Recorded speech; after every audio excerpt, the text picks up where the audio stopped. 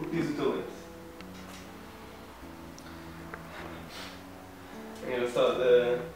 Já estava à espera dessa pergunta e até agora nunca soube responder a mim mesmo o que é que o meu lenço diz ou o que é que ele diz de mim.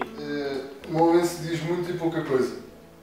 Diz que todas as barreiras que eu passei até agora valeram a pena, que todas as pessoas que conheci, todas as pessoas que me ajudaram valeram a pena.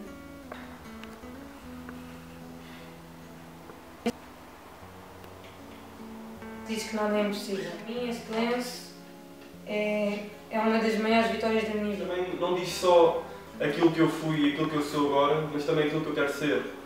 Mesmo que o lenço mude de cor, ele também diz coisas que eu quero ser e quero ser no futuro. O meu lenço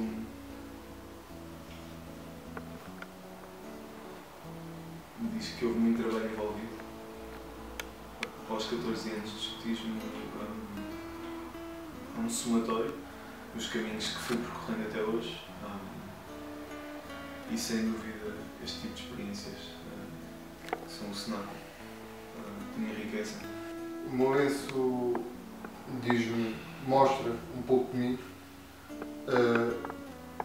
deu-me muitas responsabilidades,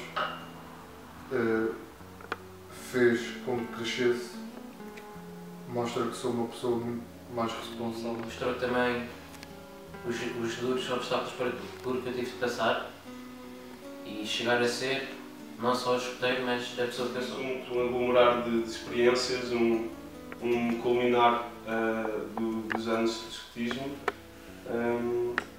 e é de facto muito importante para mim. Para mim, este lenço é um caminho que eu quero continuar a fazer.